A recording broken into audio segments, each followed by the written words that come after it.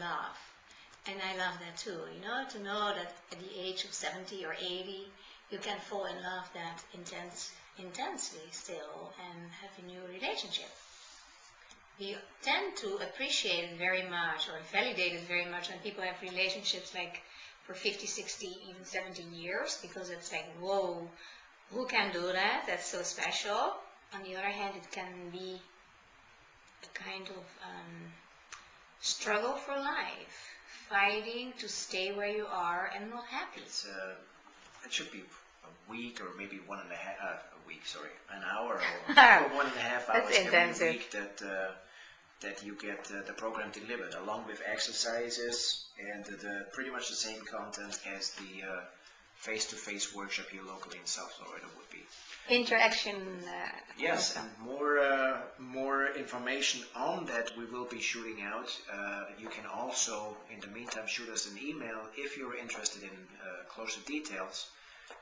Send us an email to info@benwinkler.com. Again, that is info@benwinkler.com. Also, if you have various tips, stuff that you would like to be addressed, any future topics, however we can modify the show as we are just in our beginning stages, as I said. One thing that I wanted to touch on here in terms of communication, especially as we sit down here in South Florida, or pretty much in North America in general, is international communication. We have so many different nationalities. We have couples that are mixed, coming from different nations. Let's say one comes from Europe, one is from the US. Yeah. It's a basic melt pot, and this is very typical for South Florida down here. And what we have to realize here are the different mentalities.